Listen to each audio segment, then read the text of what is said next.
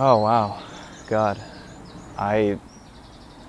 You're really catching me off guard asking me about this. I haven't really even thought about Brandon for 2 years.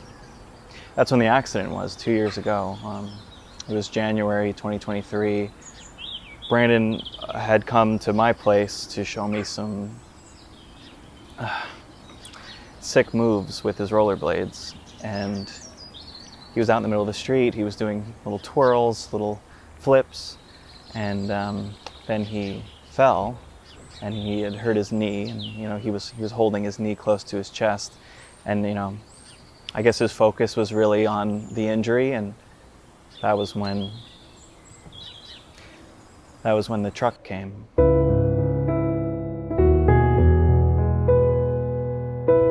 When I found out that Brandon died in that accident with the truck, I couldn't believe it.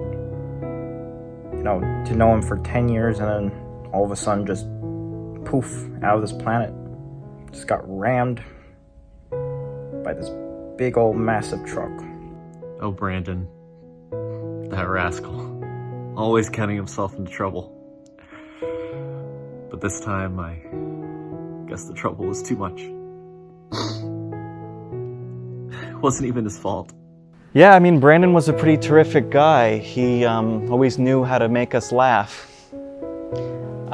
It was funny how he only paid 1/6 of the rent when I lived with him in St. James. It was really funny.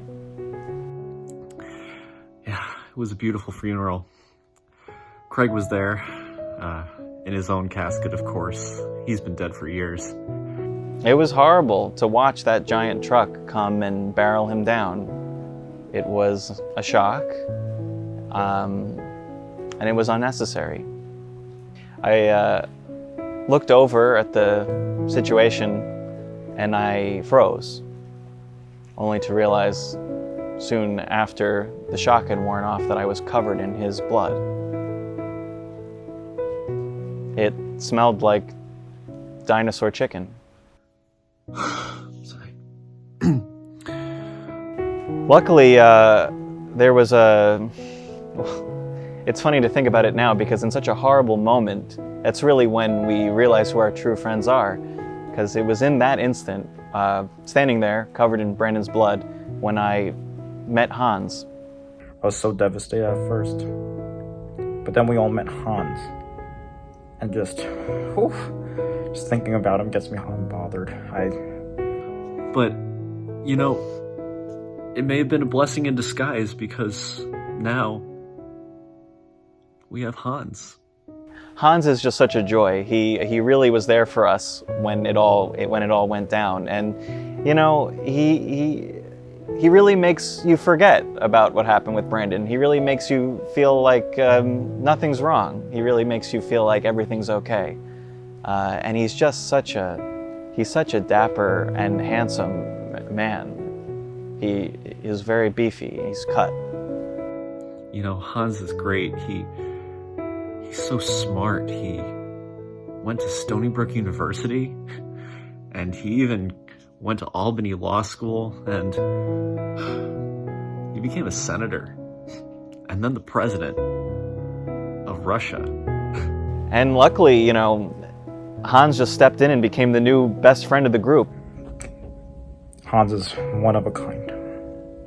Such a smart guy, so sweet, strong, really strong. Hans would just always help you with any chore you had around the house. He comes around my house once a week to clean. He gets on his hands and knees, and he wears this nice little pink Speedo, and he cleans the bathroom.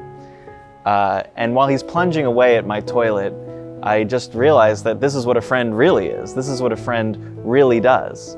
And it's really incredible just how much of a great help he's been. On top of the fact that he's so sexy. Kind of reminds me of someone I used to know. But better, for sure. It really is such a tragedy. It was such an absolute horrific tragedy. Victoria, you remember Brandon, right?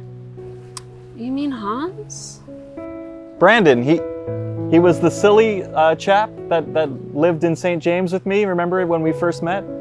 Brandon. No, She remembers. No, Brandon. You will be missed, sweet angel. You know, after living in Hawaii for 2 years, you really end up taking on the lingo.